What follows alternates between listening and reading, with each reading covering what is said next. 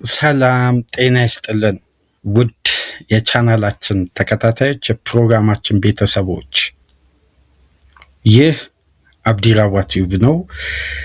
የሁለተኛ ክፍል ፕሮግራማችን በዛሬው ዕለት በቀጥታ ትኩረት የሚያደርገው ወደ ማንቸስተር ከተማ ተጉዘን ኦልድ ትራፎርድ ትልቁ መረጃ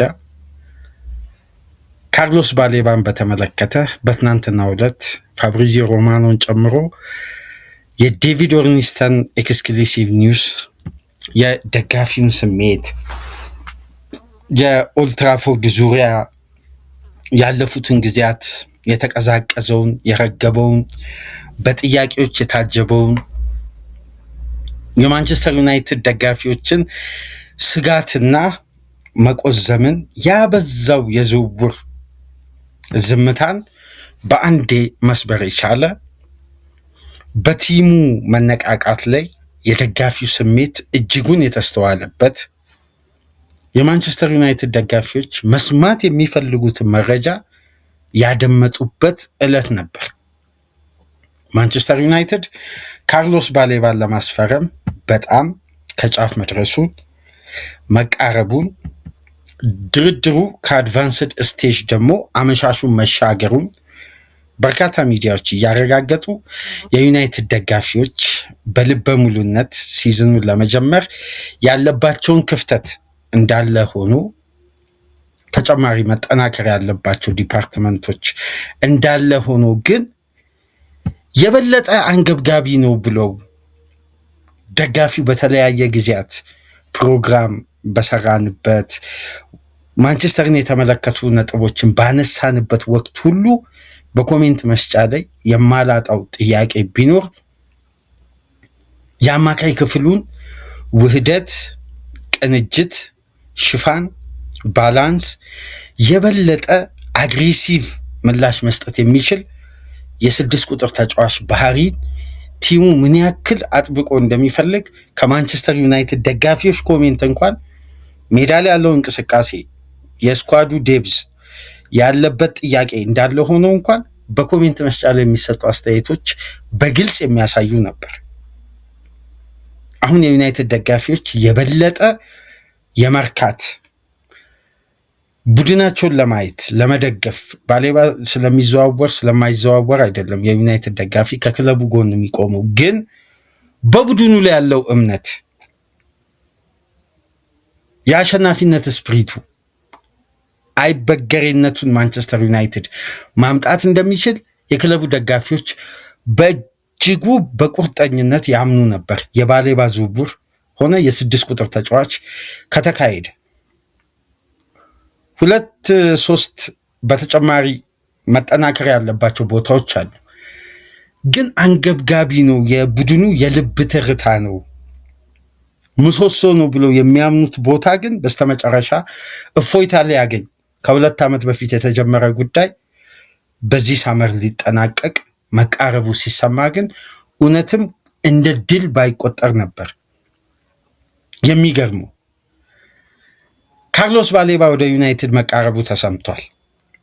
ድርድሩ ከአድቫንስድ ስቴጅም አልፏል። እንደ ዴቪድ ኦርኒስተን ዘገባ ከሆነ ማንቸስተር ዩናይትድ 61 ሚሊዮን ፓውንድ እና ተጨማሪ አዶንስን የተካተተ ጥያቄ ኦፊሻሊ ሳብሚት አድርጓል፣ ሪጅስተር አድርጓል።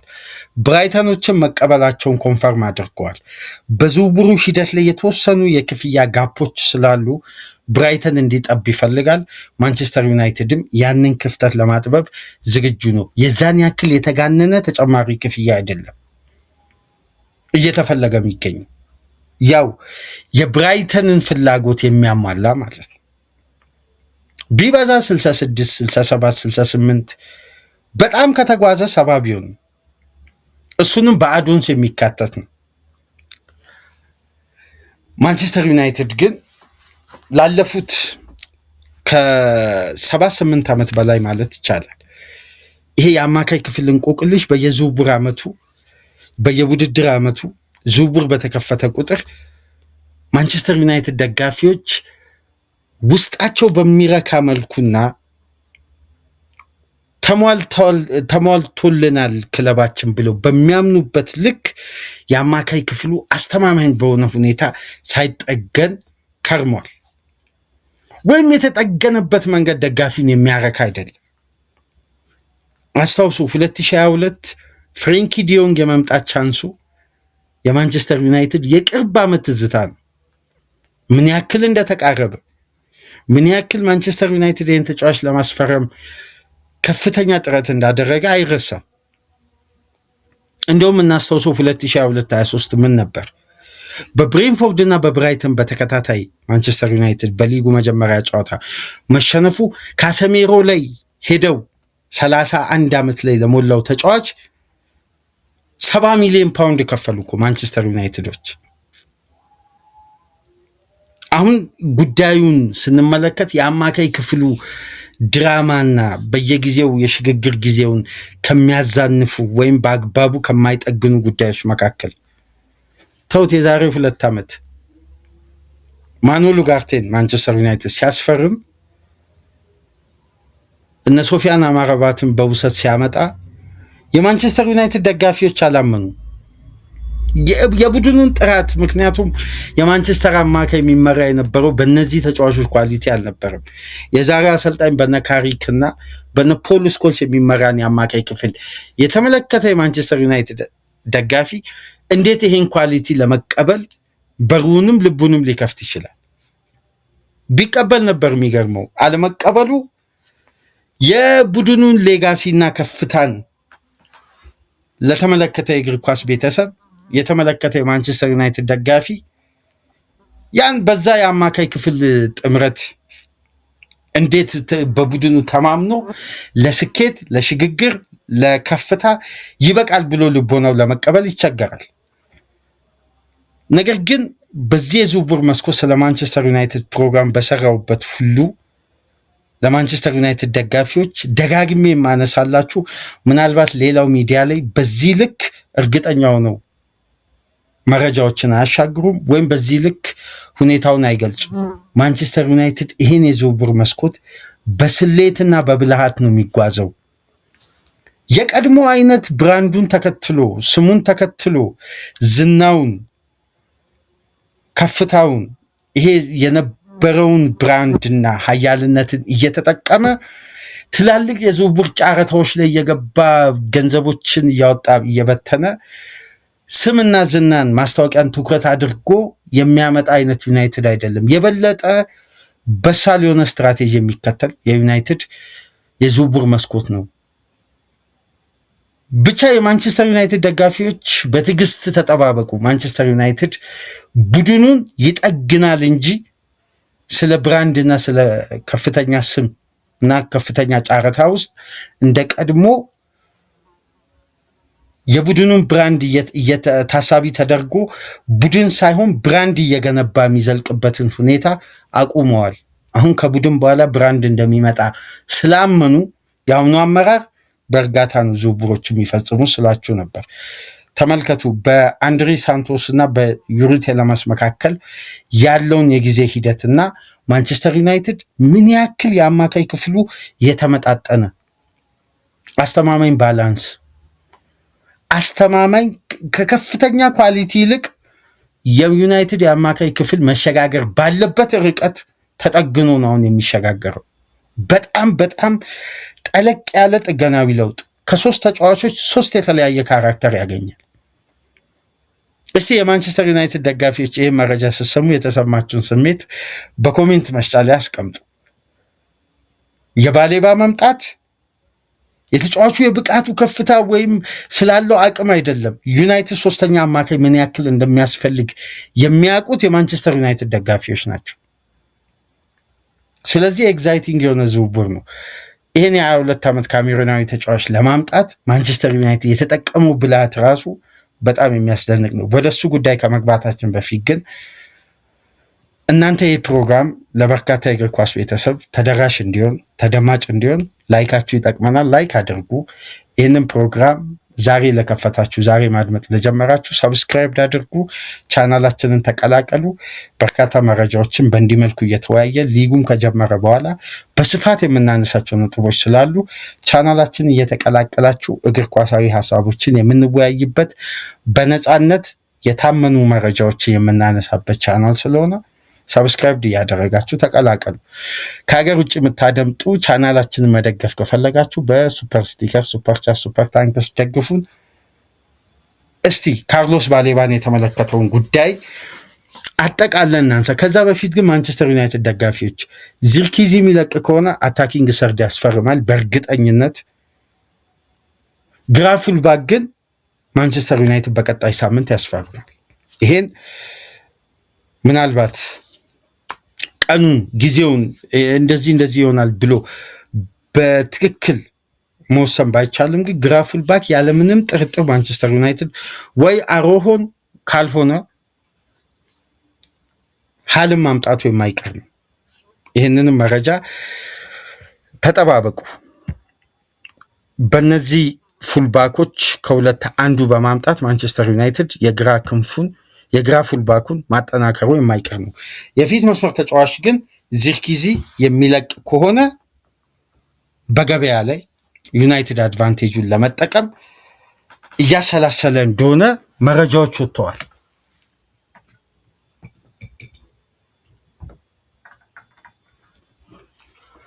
እስቲ ወደ ካርሎስ ባሌባ ጉዳይ እንምጣ። ማንቸስተር ዩናይትድ ይህን ተጫዋች ለማስፈረም ፍላጎት ማሳየት የጀመረው የዛሬ 2 ዓመት ነው። የዛሬ ዓመት ግን ማንቸስተር ዩናይትድ ለማስፈረም ተጫዋቹም ጫና ቢፈጥር ብራይተን የነበረው አቋም ዩናይትድ በስክነት በእርጋታ ካለፉት ዓመታት ትምህርት በመውሰድ ላለመጣደፍ ወስኖ ሲዝኑ ላይ ፈርዶን ወደ ውድድር ዓመቱ የገባው ታስታውሳላችሁ አይደል? 130 ሚሊዮን ፓውንድ ገደማ ወደ 120 110 መጨረሻ ላይ 115 ነው 110 ሚሊዮን ፓውንድ ጠየቁ። ያንን ክፍያ ዩናይትድ ከመድፈር ይልቅ አንድ ሲዝን መታገስ የተጠናቀቀው ሲዝን ላይ የዩናይትድን ሪስክ ተመልከቱ። አንዳንዴ በእንደነዚህ አይነት ውሳኔዎች የተሻገሩ ክለቦችን ካስታውሳችሁ ግን ወደ ስኬት ወደ ከፍታ መምጣታቸው እንደማይቀር ግንባታ ምልክት ሰጪ ነው። አስታውሱ፣ ቫንዳይክን ለማዘዋወር ሊቨርፑል 1 ዓመት መጠበቅ ነበረበት። ጠበቀ በትዕግስት። ሌሎች ክለቦችም ተመልከቱ፣ እንደዚህ መታገስ ከፈለጉ ይታገሳሉ። ይሄ የቡድን ሽግግርና የቡድን ግንባታ ላይ ያላቸው ቁርጠኛ እምነት ነው። በሌላ በኩል ግን በጀርመን እግር ኳስ ስለነበረው ቆይታ ወይም ስላለው ኤክስፒሪየንስ የበለጠ ስለምከታተል ወይም ከዚህ በፊት ስለ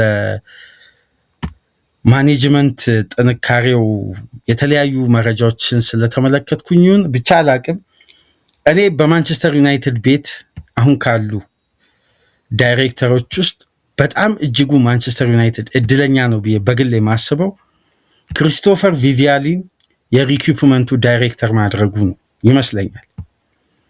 በጣም በእግር ኳስ በተለይ በዘመናዊ እግር ኳስ በጣም ከማደንቃቸው የምልመላ ክፍል ኃላፊዎች መካከል አንዱና ዋነኛው የተጫዋችን አቅም የመመልከት ብቃቱ በጣም የሚያስገርም ነው። ከምን ውስጥ ተጫዋቾችን እና በተጠናቀቀው ሲዝን ያንን ክፍያ ላለመክፈል ማንቸስተር ዩናይትድ ሲወስን በዚህኛው ሳመር እንደሚያመጡት ግን ማንቸስተር ዩናይትዶች አምነው ነው ያለፈውን ሲዝን ያለፉት እና የመጨረሻ አማራጮችን በቅርበት ይከታተሉ ነበር።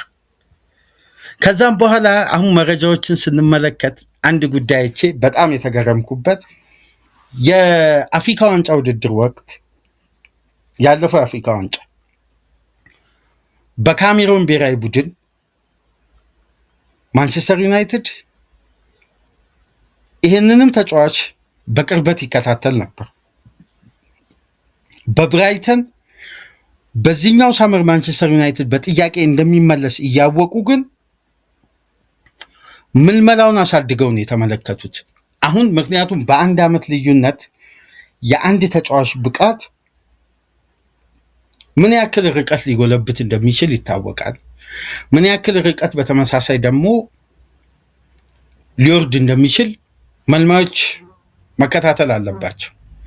የግድ ክለቡ በዛ ቦታ ላይ አስተማማኙ የረጅም ዓመት የግንባታችን ፕላን ነው ብለው ስለወሰዱ ብቻ ታክሰው አያስፈርሙም።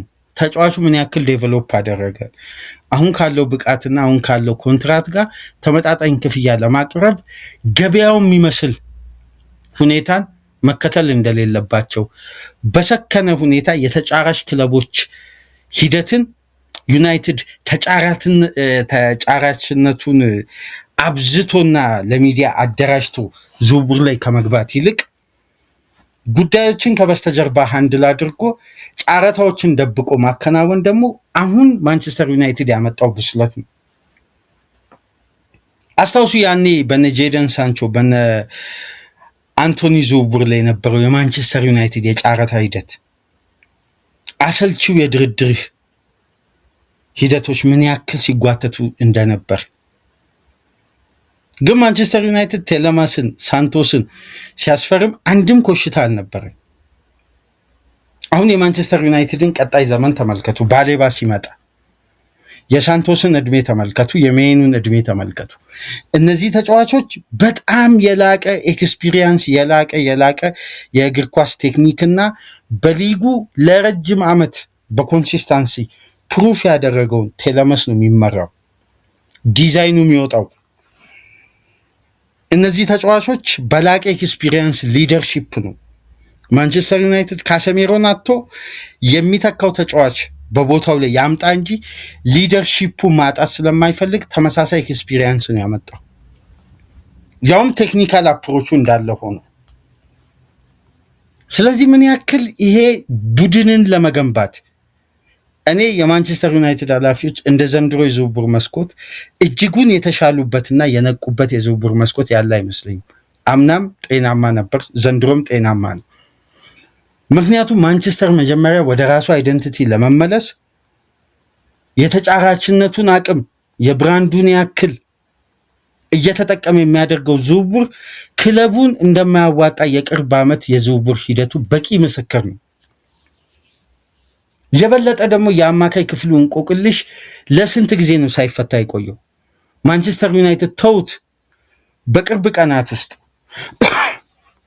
በቅርብ ከ2-3 ቀን በፊት የማንቸስተር ዩናይትድን ስም ከጋቪ ጋር እያይዘው ነበር። ከዛ ቀደም ብሎ ከዘይር ኤርሜ ጋር የማንቸስተር ዩናይትድ ስም ይያያዛል። በእርግጥም ድርድር አድርገው የነበሩት የማኑ ኮኔ ጉዳይ ነበር። አሁን እንደውም ማኑ ኮኔ ቲጃኒ ራይንደርስን ተክቶ ወደ ማንቸስተር ሲቲ ሊመጣ እንደሚችል መረጃዎች መውጣት ጀመሩ። አመሻሹን እነ ጃክ ጋላገር የዴይሊ ሜል ሪፖርተሮች ምናምን የማንቸስተር ሲቲ ውስጥ አዋቂዎች፣ የማንቸስተር ሲቲ ውስጥ የሚጎለጉሉ ዘጋቢዎች ይሄን ጉዳይ ማውጣት ጀመሩ። ማንቸስተር ዩናይትድ ቁርጠኛ የሆነ ፍላጎት ነበር። ግን በባሌባ በኩል ላይ የነበረው ሩመርስ የጠፋበት ወይም የቀነሰበት ዋነኛ ምክንያት ተጫዋቹ ላይ የተፈጠረው ጉዳት፣ ቁርጭምጭሚቱ ላይ ያጋጠመው ጉዳት። እንደውም በቅርብ ዴቪድ ኦርኒስተን ምን ሲል ነበር? እስከ አዲሱ ዓመት ድረስ ከሜዳ ሊያርቀው እንደሚችል ይገመታል። ግን ብራይተን የዛን ያክል ሲሪየስ አለመሆኑን ጠቅሟል። ነገር ግን ተጫዋቹ በጉዳት ምክንያት ከሜዳ ለተወሰኑ ጊዜያት ይርቃል የሚል ሪፖርት ገና የዝውውር መስኮቱ እንደተከፈተ አካባቢ ያ መረጃ ወጥቶ ነበር። አሁን የበለጠ የጤንነቱ ሁኔታ ሲከታተሉ ተጫዋቹ ከ2-3 ወር በላይ ከሜዳ አይርቅም። ይሄ ማለት ያኔ ከተጎዳበት ጊዜ አንስቶ ብትቆጥሩ ካሁን በኋላ ሊጉ ከጀመረ በኋላ ቢበዛ 2 ወይ 3 ጨዋታ ነው የሚያመልጠው። ሜዲካሉን ሁላ የሚጥል ወይም ሜዲካሉ ላይ እንዳያልፍ የሚገድብ አይነት ጉዳት አይደለም። በደም ሜዲካሉ ማለፍ ይችላል። 22 ዓመቱ ነው። ማንቸስተር ዩናይትድ የሚያስፈልገውን ኳሊቲ ይሄ ተጫዋች ይዟል። የማንቸስተር ዩናይትድ ደጋፊዎችን በጣም በግሌ ከማደንቅበት ምክንያቶች መካከል ሐሳብን ነው የሚሞግቱት። የተነሳውን ሐሳብ በመተቸት ወይም በማጥላላት ወይም በመስደብ አይደለም። ሐሳቡን ግን በደንብ ይተቻሉ። በሐሳብ ነፃነት ያምናሉ። ሐሳብ ሼር በማድረግ አንድ የዝውውር ሂደት ካልመሰላቸው እዛ ጋር የሚጽፉት የራሳቸው ይሄ ከዚህ መመዘኛ እንደዚህ ብትመለከትስ የሚል የጋራ ሐሳብን በነፃነት በተሻለ ሁኔታ ሐሳቦችን መለዋወጥ ላይ የዳበረ ኤክስፒሪየንስ አላቸው እና ባሌባ ውስጥ ያሉ ኳሊቲዎችን በደንብ እናነሳለን። ግን አድማጮች እስቲ ወደኋላ መለስ እንበልና ከዚህ በፊት በኮሜንት መስጫ ይሄን ሐሳብ ለማንሳት የፈለግኩት የሐሳብ ልዩነት ስለነበረን ይሄን ጉዳይ ስል የተቃወሙ በነፃነት ይሄ በትችት ወይም በመስደብ ምናምን ሳይሆን በነፃነት ኖ ይሄ ጉዳይ በዚህ አይነት መንገድ መመልከት የለብም ብለውን ሐሳቤን የተቃወሙ አድማጮች ነበሩ። ምርጥ የእግር ኳስ አድማጮች፣ የማንቸስተር ዩናይትድ ደጋፊዎች ይመስሉኛል። ማቲያስ ፈርናንዴዝ የማንቸስተር ዩናይትድ ስታንዳርድ አይደለም። መጀመሪያ ዝውውር መስኮት የተከፈተ ሰሞን ታስታውሳላችሁ። እኔ በማቲያስ ፈርናንዴዝ ዝውውርና በኤደርሰን ዝውውር ላይ ግን ብዙ እምነት የለኝም። ማንቸስተር ያለውን ስታንዳርድ ተመልከቱ። ቡድኑ የሚያስፈልገውን ተጫዋች ጥራትንና የሚሰጡትን አስተማማኝነት ልብ ብላችሁ ተመልከቱ። 2 ዓመት ላለመውረድ ከተጫወቱ ክለቦች ጋር የተጫወተ ተጫዋች ማንቸስተር ዩናይትድ የዛን ያክል የተጋነነ ክፍያ ሪስክ ወስዶ መክፈል አለበት ብላችሁ ታስባላችሁ ወይ? የቡድኑ የጨዋታ ካራክተር እንኳን ማንቸስተር ዩናይትድ አሁን መገንባት ከሚፈልገው የአማካይ ክፍል ጥራት ጋር ይመጣጠናል ወይ? ይህን ሐሳብ ታስታውሳላችሁ የማንቸስተር ዩናይትድ ደጋፊዎች። ኤደርሰን እና ማቲያስ ፈርናንዴዝ ለማንቸስተር ዩናይትድ አይመጡንም ስላችሁ ነበር። ሁለቱንም ተጫዋቾች ወደኋላ መለስ ብላችሁ ቪዲዮዎችን ተመልከቱ። ምናልባት እንዲያው ግምታችን ሐሳባችን በተመሳሳይ መንገድ ያልተጓዘው በብቸኝነት ከሳንድሮ ቶናሊ ጋር በተገናኘ ነው። ለዩናይትድ በጣም አንገብጋቢው አማካይ እሱ ነው ብዬ ስለማምን። ግን አሁን የባሌባ መምጣት ሁሉም የማንቸስተር ዩናይትድ ደጋፊ ይቀበላል ማለት አይደለም። የማይቀበሉ ይኖራሉ። ምክንያቱም ሁሉም የእግር ኳስ ቤተሰብ በአንድ አይነት እይታ የቲቪው መስኮት ይታይ ማለት አይቻልም። የሚያዝናናቸው የእግር ኳስ ባህሪ ያለው ተጫዋች ይለያያል። ግን የባሌባ ጉዳይ ላይ ማወቅ ያለብን ደግሞ ዩናይትድ የሚያስፈልገው አንገብጋቢ ጉዳይ አለ። አሁን የማኑኤል ኡጋርቴ ዳርና ዳር የሚወጡ ኳሶች የዩናይትድን ደጋፊዎችንም የእግር ኳሱን ቤተሰብ አሰልችተዋል። ፕሮግረስ የማድረግ አቅሙ የበለጠ ደግሞ ፕሬሲንግ ሬዚስታንሱ በጣም ደካማና ዝቅተኛ ከሆኑ ተጫዋቾች መካከል አንዱ ማኑኤል ኡጋርቴ ነው። የማንቸስተር ዩናይትድ ትልቁ ድክመት። በተመሳሳይ ይህ ጉዳይ የማንቸስተር ዩናይትድ ደጋፊዎች ትመለከታላችሁ ብዬ አስባለሁ። ካሴሜሮ ላይም ያለ ችግር ነው። እንዲሁ ፕሬሲንግ ሬዚስታንስ እኮ አስተማማኙ ሜኑ ነው። ለምን ቦልኬሩ አስተማማኝ ስለሆነ መውጣት ይችላል። ከእንደነዛ አይነት የአካል ብቃትን የቀላቀለ አግሬሲቭ ፕሬሲንጎች ውስጥ መሻገር ይችላል። የተጫዋቹ ቴክኒክ ከነዛ ጫና ውስጥ ክለቡን ማውጣት ይችላል። የበለጠ አሁን የፈረሙትን ተጫዋቾች ተመልከቱ። በደንብ እዚህ ጋር ማነሳላችሁን ቁጥር ዩሪ ቴለመስ በፕሪሚየር ሊጉ ካሉ አማካዮች ውስጥ በሃይ ኢንቴንሲቲ ፕሬዠር ውስጥ ያለ የሱም ቡድን እንቅስቃሴ በቀጥታ ወደ ማጥቃትና ወዳልተገመተ የፖዚሽን አንግሎች ኳሶችን በማሻገር በሊጉ 2ኛ ነው። ልብ በሉ፣ በሊጉ 2ኛ ነው። አንደኛ አንድሬ ሳንቶስ ከተጋጣሚ በሚመጣ በተመሳሳይ ባህሪ ፕሬሲንግ ውስጥ በቦል ኬር ቡድኑ ፕሮግረስ እንዲያደርግ በመርዳት በፕሪሚየር ሊጉ ካሉ 10 አማካዮች ውስጥ 5ኛ ላይ ነው ያለው። ካገኘው 500 ደቂቃ በላይ ጨዋታዎች ጋር ተወዳድሮ የበለጠ ደግሞ በሙሉ ሲዝን በሙሉ ጤንነት በአማካይ አንድን ጨዋታ ከ70 ደቂቃ በላይ ባደረገባቸው ጨዋታዎች ውስጥ ካርሎስ ባሌባ በፕሬሲንግ ሬዚስታንስ ኳሊቲው 100% ሻርፕ የሚባለው አማካይ እሱ ነው በፕሪሚየር ሊግ 100%።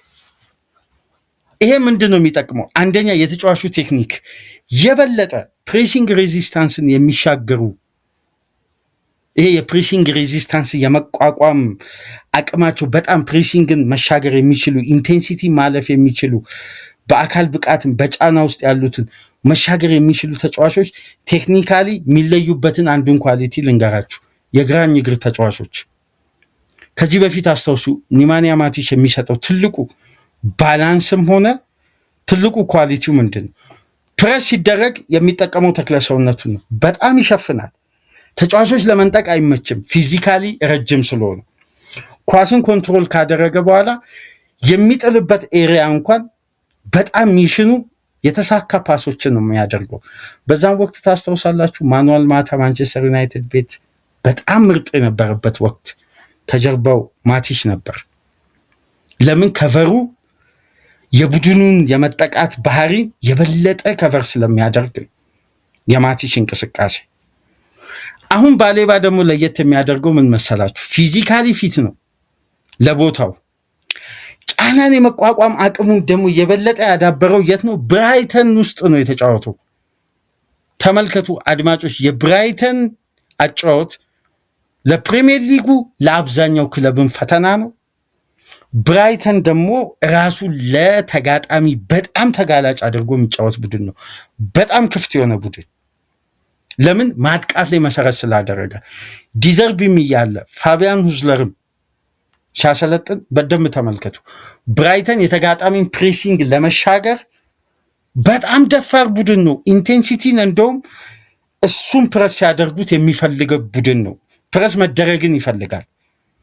ይሄ በተለይ ከተከላካይ ጀርባ ያሉ ስፔሶችን ሚቶማና ያኩቡ ሚንቴ እንዲጠቀሙ ከተከላካይ ጀርባ ያሉትን ስፔሶችን ብራይተን ፕረስ እንዲደረግ ይፈልጋል። በደንብ ከተመለከታችሁ እኮ በቢልዳፕ በአማካይ በጨዋታ ከ8 ደቂቃ በላይ ኳስ ተከላካዮች እግር ውስጥ የሚቆየው ብቸኛ ቡድን ብራይተን ነበር። ዳንኪዝ እና ቫንሄካን ይጠብቃል። ሁለቱ ሴንተር ባኮች ተጠጋግተው ስለሚጫወቱ አንዱ ለአንዱ ፓስ እያደረገ የአንዱ ተጫዋች ፕሬሲንግ እስከሚነጠል ይጠብቃሉ። በቀጥታ የሚያጠቁት ካስታወሳችሁ ዲዘርቢ ኤስ የሚባል ሲስተም መጣ። ቀጥታ ፊት ለፊት ኤስ በሆነ ሼፕ ቫንሄካ፣ ባሌባ ከዛን 8 ቁጥሩን ከዛም በኋላ በቀጥታ አጥቂውን ታርጌት ያደረገ ዲዘርቢኤስ የሚባል ታክቲክ መጥቶ ነበር። ታስታውሱ እንደሆነ መሀል ለመሀል ነው ፕሮግረስ የሚያደርገው። በጣም ጫና ባለ ኤሪያ ውስጥ መሻገርን የሚደፍር ቡድን ውስጥ ነው ባሌባ የቆየው። በነገራችን ላይ ቀላል ዝውውር ነው እንዳትሉ፣ በጣም ኢንስትሩመንታል ዝውውር ነው። ይሄ ተጫዋች ከተጋጣሚ የሚመጣውን ጫና ዋናው ተቋቋሚውና ሽፋን ሰጪ ተደርጎ የተወሰደ ፕሮቴክሽን ሆኖ ነበር የቆየው ለብራይተን። ስለዚህ የሚመጣውን ጫና ሁሉ ምላሽ ለመስጠት ፊዚካሊ ፊት መሆን፣ አግሬሲቭ መሆን በእግር ኳስ በቂ አይደለም። ትልቁ ስኪል በብሬን የመጫወትና ቴክኒካል አቢሊቲ ነው። ባሌባ ደግሞ ፕሮግሬሲቭ ኬሩም ማስተማማኝ ነው። ፕሬሲንግ ሬዚስታንሱም በዛው ልክ ደግሞ በጣም ስኬታማ አማካኝ ነው። ስለዚህ ገና 22 ዓመቱ ነው። በጣም ከዚህ በላይ መጎልበት ይችላል። በጣም ረጅም ርቀት። ልብ በሉ፣ የሚያሰለጥነው አሰልጣኝ የቦታው ላይ ካራክተርን አሟልቶ የያዘ በዘመኑ በጣም የተሟላው አማካኝ ነው አሁን አሰልጣኙ የሚሆነው። ስለዚህ የሚሰጠው ሚሽን እሱ ያንን ቦታ ሲጫወት የነበረውን ጫና ያውም የፕሪሚየር ሊግ ያ አግሬሲቭ እና ዱላ ቀረሽ ታክሎች በነበሩበት ወቅት ነው። ያውኑ የፕሪሚየር ሊግ እንደው ፕሬሲንግ እና የፕሬሲንግ አቅሙ ከፍ አለ እንጂ አግሬሲቭነቱ የበፊቱን ባህሪ ቢኖር አንድ ጨዋታ ያለቀይ ይጠናቀቅ ነበር እንዴ? በፊት የነበረው ታክል እንዴት ነበር የሚያስፈራው? የተጫዋቾች ባህሪ፣ የአማካይ ክፍሉ ፍትጊያ፣ የነሳቪች የሚባል የደርቢ ካውንቲ የነባርተን አይነት ተጫዋችን ለመጉዳት ሜዳ የሚገቡ አማካዮች ነበሩ አይደል እንደ ከዚህ በፊት። እንደውም ሳቪች እና ባርተን እንደው በአንድ ወቅት የማስታውሰው ስለ ጂሜን ጂነስ የሰጠውን አስተያየት ታስታውሳላችሁ? የቶትናሙን አማካይ በእግር ኳስ በጣም የሚጸጽተኝ ጂሜን ጂነስ ላይ አስተማማኝ ታክል ባለመግባቴ ነው። ኳስ ከያዘ በኋላ ሜዳ ውስጥ አላግባብ ኦፖዚሽን ላይ አክት የሚያደርግ አይነት አማካይ ነው ምናምን ይላል ባርተን። በባህሪው በጣም ሜዳ ውስጥ በታክል የሚታወቅ ተጫዋችን ለመጉዳት ሆን ብሎ የሚያደርግ ነው የሚመስለው የነባርተን አይነት በዛን ዘመን የተጫወተ አማካይ ነው ካሪክ። ስለዚህ አሁን ይሄ ዘመናዊ እግር ኳስ ስፔስን ማሳጣት፣ ስፔስን ማሸነፍ፣ ስፔስን መድፈን፣ ስፔስ ላይ የሚደረጉ ፍትጊያዎች ስለሆኑ እነዛ አይነት ቦታዎችን ለማሸነፍ ትልቁ አቅም አንድ ቡድን ሊኖረው የሚገባው ከተክለ ሰውነት፣ ከታጋይነት፣ ከግጭት መጀመሪያ ቴክኒካል አፕሮቹ ነው። ያ ቴክኒካል አፕሮች ደግሞ የሚፈተነው ምንድነው? የሚመጣበትን ጫና ተቋቁሞ ምላሽ የመስጠት አቅሙ ነው። እንደነዚህ አይነት ኳሊቲዎች ያላቸው አማካይዶች ደግሞ በፕሪሚየር ሊጉ በጣም ውስን ናቸው። ከነዛ መካከል አንዱ ባሌባ ነው። ይህን ተጫዋች ነው ማንቸስተር ዩናይትድ ለማምጣት የተቃረበው። ማንቸስተር ዩናይትድ ስንት የአማካይ ክፍል እንቆቅልሽና ሰርክል አሳለፈ። ዲዮንግ፣ ጆዋው ኔቬስ፣ ከዚህ በፊት ደግሞ ረጅም ጊዜ በፊት ቬራቲን ማንቸስተር ዩናይትድ የማምጣት እድል እያለው። የማንቸስተር ዩናይትድ እኮ የአማካይ ክፍል እንቆቅልሽ የጀመረው ዛሬ አይደለም፣ ረጅም ጊዜ በርካታ ጥያቄዎች ነበሩት። በስተመጨረሻ ግን ማንቸስተር ዩናይትድ በብልሃት፣ በስሌት፣ በእርጋታ የሚያስፈልገውን እንጂ ማንቸስተርን ብራንዱን ይሄ ተጫዋች ነው የሚመጥነው፣ ይሄ ተጫዋች ነው ሰፊ የማሊያ ሽያጭ ያለው፣ ይሄ ተጫዋች ነው የማንቸስተር ዩናይትድን ብራንድ በመላው ዓለም የሚያስተዋውቀው። ሜዳ ላይ ቡድኑ እስካልተገነባ ድረስ የማንቸስተር ዩናይትድ ብራንድ ቢያድግ ውጤቱ እስካላደገ ድረስ ዋጋ የለው። አሁን ዩናይትዶች ከብራንድ ይልቅ ውጤትና ግንባታን ትኩረት አደረጉ። ቡድኑን በብልሃት እየገነቡ ነው። ማንቸስተር አሁን የሚያስፈልገውን የአማካይ ክፍል ካራክተር ሁሉንም አሟልቷል። ፓሲንግን በሉት፣ ዲስትሮየርን በሉት፣ ፊዚካሊቲን በሉት፣ ፕሬሲንግን የመቋቋም በሉት። ማንቸስተር ዩናይትድ ትልቁ ችግር ምንድን ነው? ፕረስ ሲደረግ የሚጋለጥ አማካይ ክፍል እኮ ነው። ስስ ነው። ለዛ እኮ ነው ዲያጎናልና ረጅም ኳሶችን እያዘነበለ ከአደጋም ይርቃል። በዛው ልክ የማጥቃቱን እንቅስቃሴ ሃይ ተርኖቨር። ዩናይትድ ለምንድን ነው እስከ አማካይ ድረስ ወደኋላ አፈግፍጎ ተጋጣሚን ወደ አማካይ ክፍል ከመጡ በኋላ በቁጥር በልጦ ነው የተከፈቱትን ስፔሶች የሚጠቀመው? የበለጠ ኳሱን ይዞ አይቆይም። ያለ ኳስ የሚቆይበት ደቂቃ ነው ለማንቸስተር ተስማሚ በባህሪ በማይክል ካሪክ ውስጥ በተጠናቀቀው የውድድር ዓመት ጥሩ የጨዋታ መንገድ።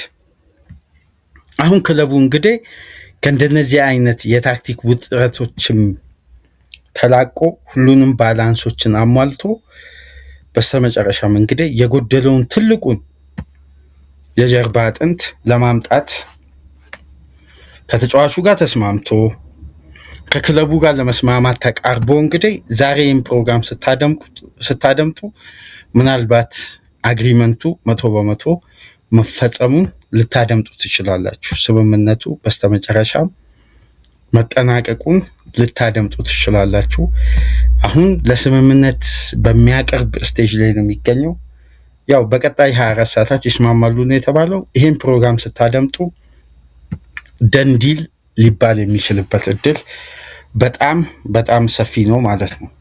እስቲ ለማንቸስተር ዩናይትድ ደጋፊዎች አንድ ጉዳይ በድጋሚ በጥያቄ መልክ ላስቀምጥላችሁ። ቅድም ማቲያስ ፈርናንዴዝ እና ስለ ኤደርሰን ያነሳውላችሁን ጉዳይ እንዳለ ሆኖ ያኔ በሀሳቦች ልዩነት በጣም ስንከራከርበት ከነበሩ ነጥቦች መካከል ሌላኛው ደግሞ ማንቸስተር ዩናይትድ ከኤሊየት አንደርሰን ዝውውር መውጣቱ 100% ትክክል ነው ስላችሁ የነበረው በምክንያት ነው። አሁን ምክንያቱን አልተረዳችሁ። ማንቸስተር ዩናይትድ 120 ሚሊዮን ፓውንድ ያንን ጨረታ አሸንፎ ቢሆን ኖሮ ዛሬ ላይ በዛ አማካይ ኳሊቲ ብቻ እነዚህ 3 አማካዮች የሚሰጡትን ብቃት ያገኝ ነበር ኤሊዮት አንደርሰን? አያገኝም። በጭራሽ አያገኝም። የቴሌመስን ኤክስፒሪየንስ አያገኝም። የአንድሬ ሳንቶስን አግሬሲቭነት ሊይዝ ይችላል። በተጨማሪ ሜዳን አካሎ 90 ደቂቃ በዛው ኢንቴንሲቲ የመቀጠል አቅም አይኖሩም። የባሌባ አይነት የፕሬሲንግ ሬዚስታንስ ደግሞ ከነጭራሹ ኤሊዮት አንደርሰን የሌለው ኳሊቲ ጫናን ተቋቁሞ ቡድን የማሻገር አቅም ነው። የአርሴናሉ ጨዋታ በግልጽ ይህን ጉዳይ የነገራችሁ ይመስለኛል። ኮሚኒቲ ሺልድ አርሴናል በአግባቡ ተጫነ፣ ያን ፕሬሲንግ መቋቋም አልቻለም። ሲቲ እንዴት እንደተበረገደ ተመልከቱ።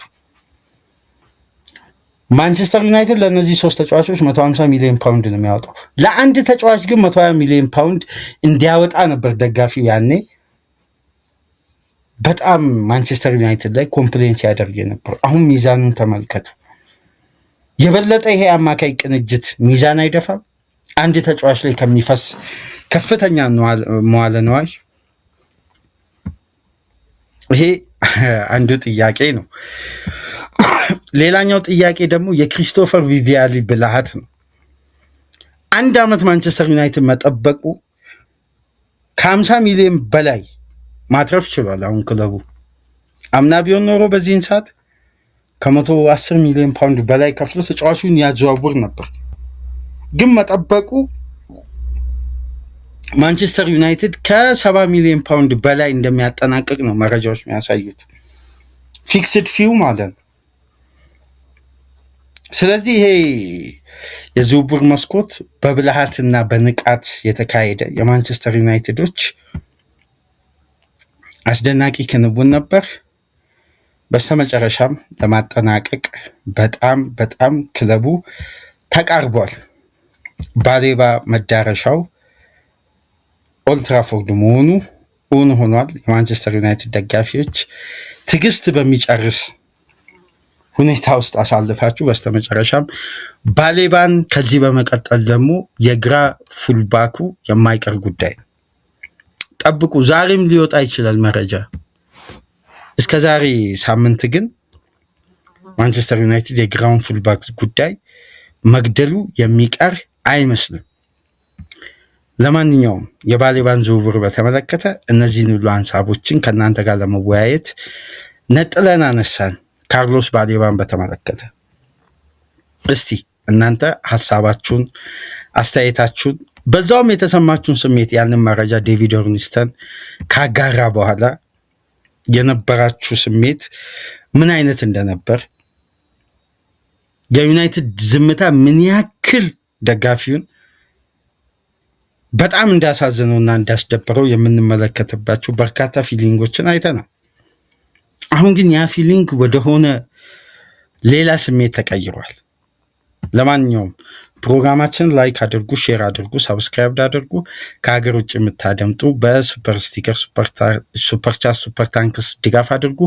ኮርቲስ ጆንስ ወደ ኢንተር ሚላን ለመዘዋወሩ ተረጋግጧል። ዛሬ ሕክምና ምርመራውን ያደርጋል። በይፋ ኢንተርን የሚቀላቀል ይሆናል። ኮርቲስ ጆንስ እና ሊቨርፑልን የተመለከተ መረጃ ከዚህ ፕሮግራም በኋላ ይዘንላችሁ እንመጣለን። ሳትርቁ ጠብቁን። የቶትንሃምም አስደናቂ ግንባታንም አካተን እናነሳለን። ተመልሰን እስከምንመጣ ድረስ ሰላም ቆዩ።